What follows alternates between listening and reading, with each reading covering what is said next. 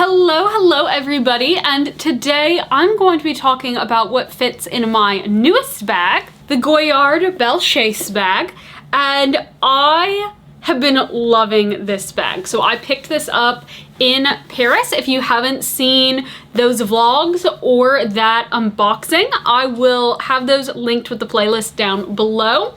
But I love this bag. I've been thinking about getting this bag for probably about 2 years now. Goyard is not something that you can just order online. You have to physically go and get one in person, or you can go the reseller route. But I wanted mine new from store, which meant that I do physically go to a store. There are very few stores in the US, but the prices are also so much better in Europe, and I knew that we were going to Paris this year. So I've now carried this bag for various types of work events, for personal use. There are features that I want to show you guys. There are things that I want to talk about. I want to show you what fits.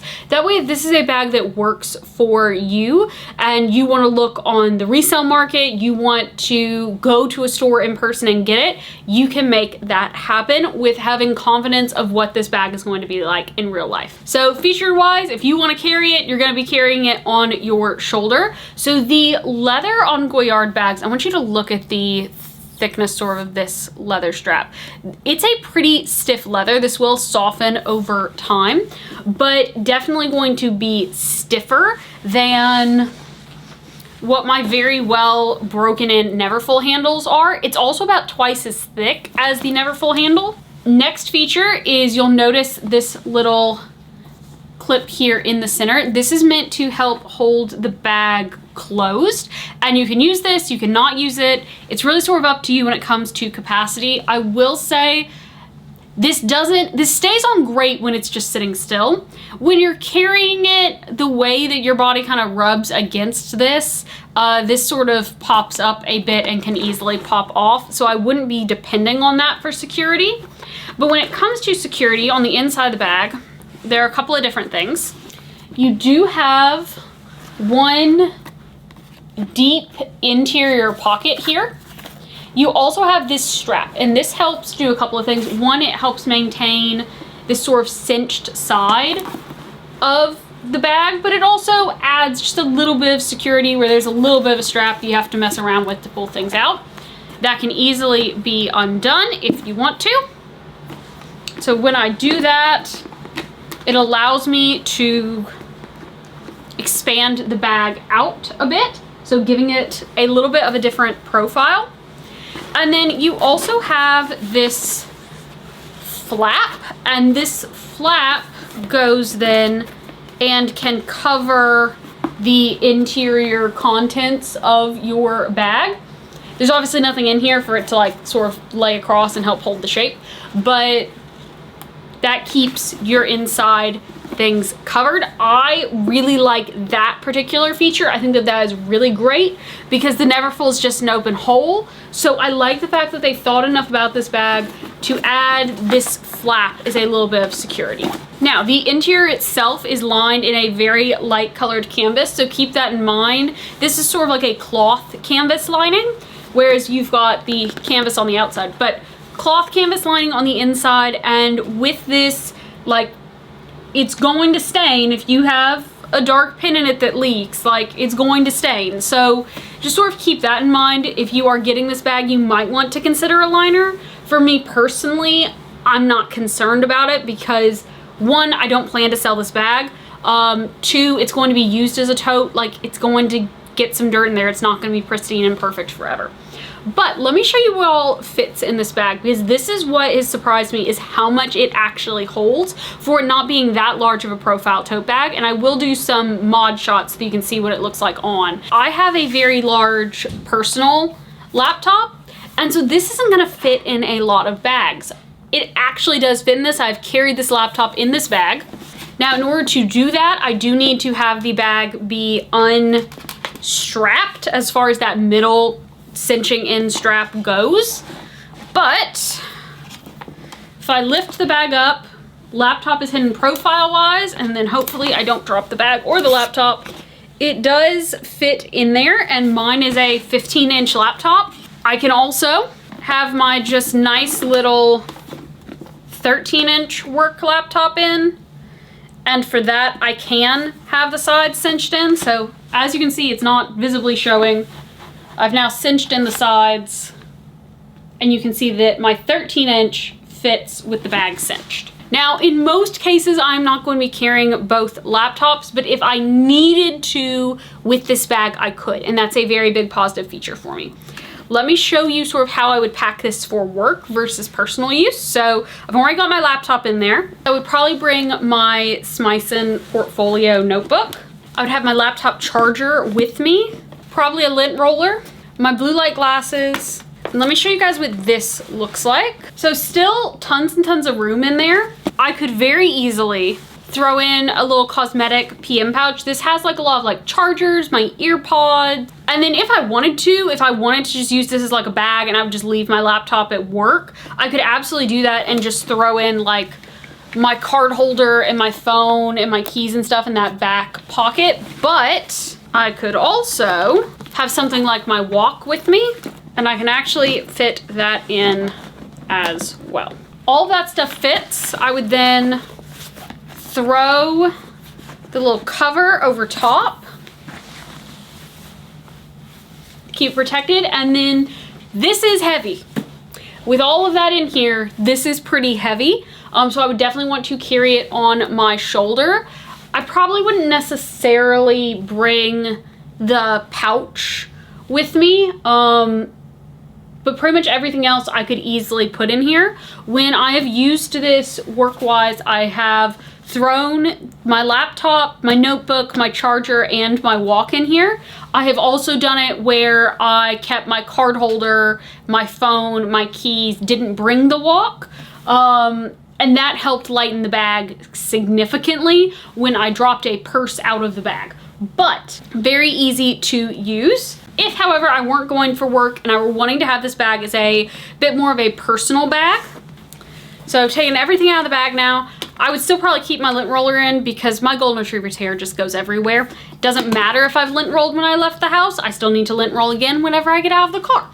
I'll throw a snack in there. I've got my card holder and my Calvi, which I'm going to just drop my Calvi in. My card holder I'm going to put in the back section along with my cell phone. So both of these I'm going to put into the bigger pouch. I'm also going to put my Bastia and my car keys into the bigger pouch because those are little things that I don't want to have to dig around for.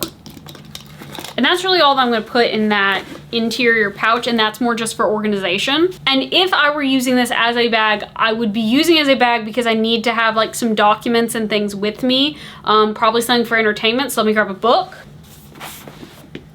I'm also going to throw in a cardigan because if I were going to be concerned about being a little bit chilly, I might throw in a cardigan or a scarf. And then let's throw in a sunglass case. And there's still tons of room for me to put whatever type of documents or anything that I would need in there. So this is what the bag sort of looks like on the inside with all that in there. Still honestly very open. I would still probably use the flap just to keep things a bit more protected. But without a laptop in there, very easy to clip this together, and then this is what the profile of that bag would look like. It is much, much lighter without a heavy laptop in there, and then I'm easily able to just throw it on to my shoulder, and it's a really good shoulder drop. I could certainly fill it up more than this, but I think that that is probably, if I were to carry it as a bag, the amount of stuff that I would want to have in there as a bag, I would definitely be needing. If I were using this as a bag, it would have to be on a bigger capacity type of day. So a day where I know I'm probably going to need some sort of a sweater or a jacket with me. A day where I might need to have makeup with me to do some touch-ups. And so that's sort of how I would look at this using it as a bag. Primarily for me though, this is a bag where I'm going to work or to a professional event where I need to have some of those bulkier things like a laptop, like a notebook with me, but I can still use it as a bag or put my walk in there if I want to use it a little bit more as a tote that I could leave in my office at work. But I hope that you have found this helpful. I think that this is an amazing bag. I've absolutely been loving carrying this. This has been so much fun and I'm so glad that I have it. It's also just a really beautiful, unique bag. And A lot of people say that they don't like the Goyard canvas. It is a shinier canvas. There's a higher shine on this canvas than something like a Louis Vuitton canvas. It's made that way on purpose. It does not feel plasticky. I don't get why people don't say that like they don't like the feeling of the Goyard canvas. Like the Goyard canvas, the Louis Vuitton canvas, like they're a coated canvas. And so I don't know exactly what it is that you're expecting to feel like. I still think that this feels very good. One of the other big benefits of going with Goyard for a work tote is, one, it's not going to be as logo-centric as something like a Louis Vuitton. Everyone knows what the Louis Vuitton canvases look like. Everyone's going to know you're carrying a luxury bag. That is not the case with Goyard. Not everyone knows what Goyard is. Not everyone's going to recognize this canvas. It's becoming more popular, but it's definitely not something that's overly recognized. So I kind of like the fact that this is still a bit more quiet luxury than something like a Gucci tote would be or a Louis Vuitton tote would be.